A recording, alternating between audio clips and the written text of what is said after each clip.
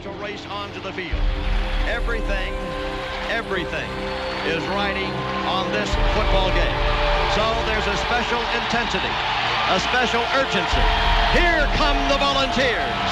Wherever you listen throughout the world, it's football time in Tennessee. Welcome to the Talkin' VAWLS Network. My name is Boogie Bentley, and today I want to talk about the transfer portal. Look, man, this thing is changing college football. I don't know that I'm a fan of it. I'm still not sure. I was against it. But as I sit here and I watch Josh Heupel go to work using the transfer portal, starting to like it because it's benefiting me, and I can do that. I can talk out of both sides of my mouth. I got no problem doing that, and you guys have no problem telling me I'm doing that. But let's talk about this thing. Over 2,000 players have entered the transfer portal this offseason, and it seems like every other day I'm dropping a video about who Josh Heupel and Tennessee have added. I mean, just go back and look. Just in the last month alone, Joe Milton, Jawan Mitchell, Caleb Tremblay, Javonte Payton, Dejon Terry, Kamal Hadden, and then most recently William Mohan. And according to Austin Price over on VolQuest.com, it sounds like Tennessee is likely to go back to the transfer portal again. The speculation is they want to add another cornerback. And look at the corners. You know, you've got Alontae Taylor. He can be good. Heck, he can even be great. He shines at times, struggles at other times. I think he's really good and physical in the run game. Sometimes he struggles in pass coverage. Warren Burrell's a guy that's got a lot of hype lately. You really need either him or Kenneth George to step up and lock down that second corner position. Obviously, you just added Kamal Hadden recently, but they still need depth, and not just this year, but moving forward. So what we're going to do, we're going to take a look at the transfer portal. We're going to speculate and see who Tennessee may be going after next. This is all just rumor and speculation. But before we get into it, as always, guys, go ahead and smash that like button just below the video. Just press that thumbs up. It plays into analytics. It's all behind the scenes, math and numbers, all this stuff that the indie kid can teach you about if you're a middle school student. But it helps us, and we would appreciate it if you hit that thumbs up. Also, make sure you're subscribed. Click that bell for notifications. You won't miss out when we go live or when we drop new content. Just one last reminder, we're going live a week from today, Friday, May the 28th at 7 p.m. Eastern time. We're going to be watching the 98 National Championship game live on air. Going to be a live, long stream, probably 3 hours, but it's going to be fun to hang out with you guys. It's been a little bit since we've gone live, but let's go ahead and get into it. Let's share up the screen, take a look.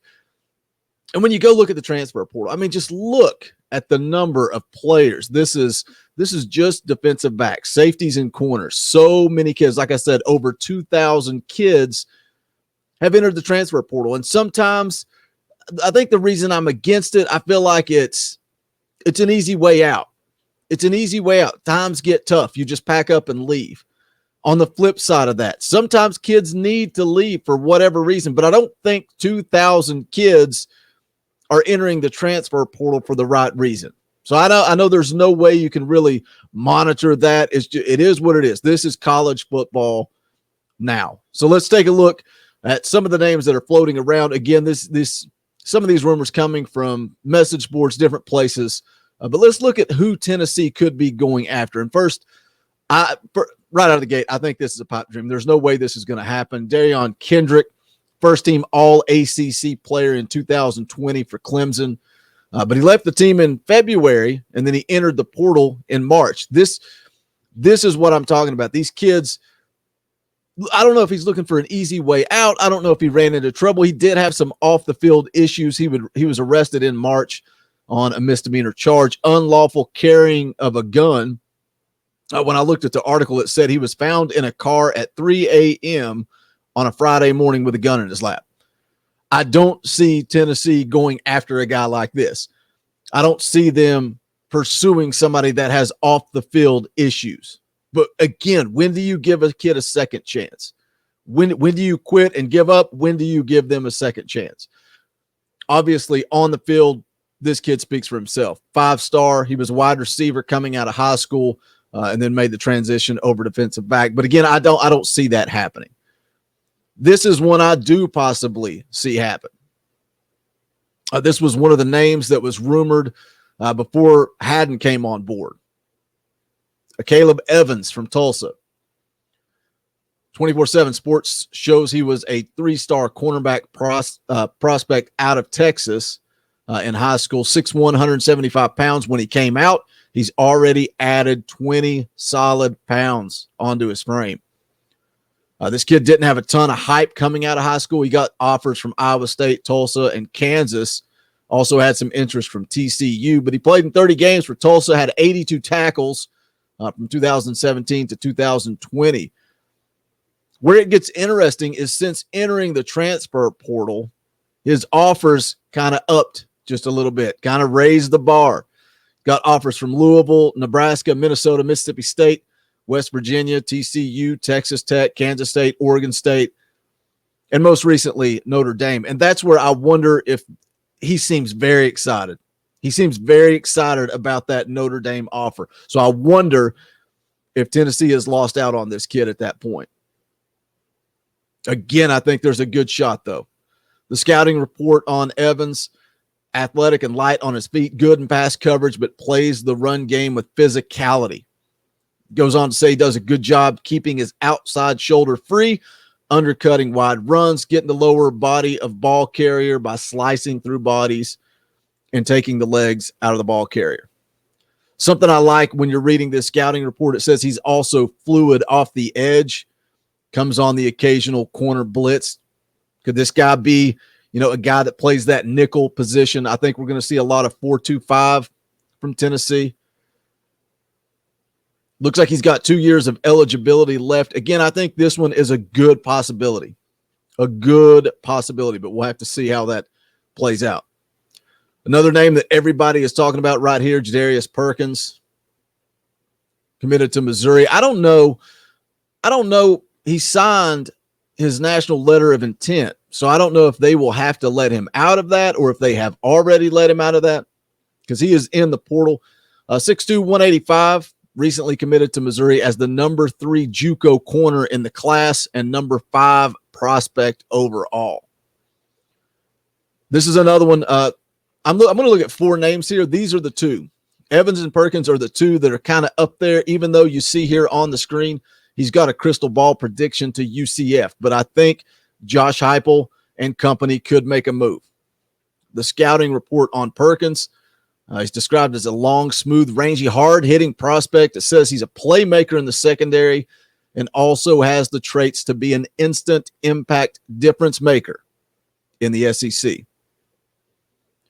When he chose Missouri as a JUCO, he had offers also from Oregon, Auburn, Oklahoma, and Mississippi State. So again, when you look at a kid's offers, you can look at him coming out of high school, 2-star, 3-star, whatever. After they put some film, after they've developed, after they've kind of come into their frame a little bit, they transfer as a JUCO, you start to see a little bit more who they are. So I take those offers a little bit more seriously than maybe a guy, coming out of high school that had a lot of hype. Jadarius Perkins, another one, right up there with the Caleb Evans. Let's take a look at one more name. This is another one that's kind of floating around that I don't see, but maybe it's a possibility, and that's Maurice Hampton, 6 foot, 205 pounds safety from LSU.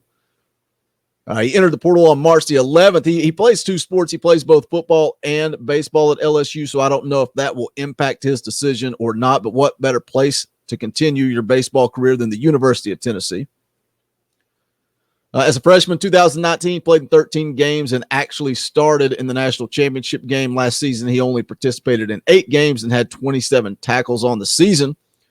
When you look at the scouting report on Maurice Hampton, again, this is from 24/7 Sports. Stocky, thick defensive back with limited length, but versatile enough to play multiple positions. Woo, that was easy to say. Versatile enough to play multiple positions in the secondary. Elite baseball player, plays safety and corner in high school, been dominant as a wide receiver. Outstanding ball skills with the ability to win 50-50 footballs. Excellent acceleration, long speed. Look, this kid's a stud. He 4-star coming out of high school, played for LSU. I just don't see this being a possibility. Again, for me, when I'm looking, it's all rumors. It's all speculation. But I like what I see with Evans and Perkins as being potential opportunities at Tennessee. You guys know the deal. Leave me a comment. Let me know. Just throwing some names out here, just kind of keeping them out there. Let me know what you guys think. You think it's Evans, Perkins, or somebody completely off the radar? That would not surprise me at all, because that's what's happened with the last couple of transfers. The kid from Michigan, and then most recently I just out of nowhere. But I wanted to put up this video, throw some rumor and innuendo at you. Let me know what you guys think. But that's going to wrap it up for this video. If you haven't done so yet, please smash that thumbs up on the way out the door. This is the Talkin' VAWLS Network. My name is Boogie Bentley. Go Big Orange. The songs howl like me, poets sat in our chains, soaking moonlit fall.